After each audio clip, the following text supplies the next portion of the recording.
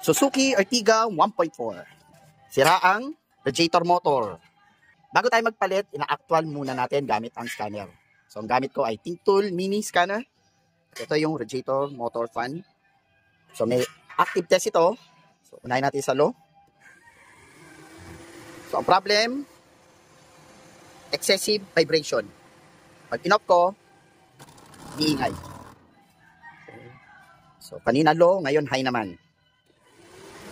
Sa high, malakas ang vibration. So, off natin ulit. Okay.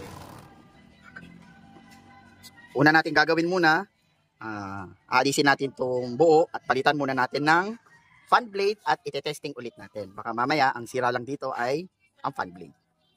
Suzuki genuine parts. Yeah. Tapos, actual test tayo. So, actual test ulit natin. Pinalitan muna natin ang fan blade. So, gamit tayo ng high.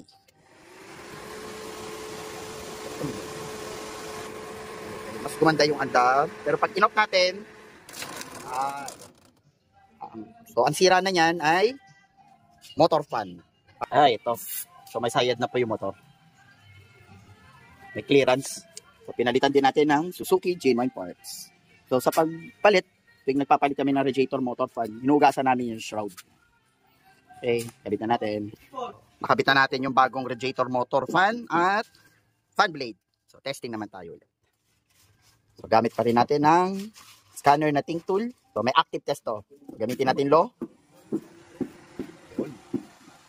Smooth na smooth na, oh. Off. Alright. So, wala nang vibration. Gamitin naman natin yun yung high. High. Wala na.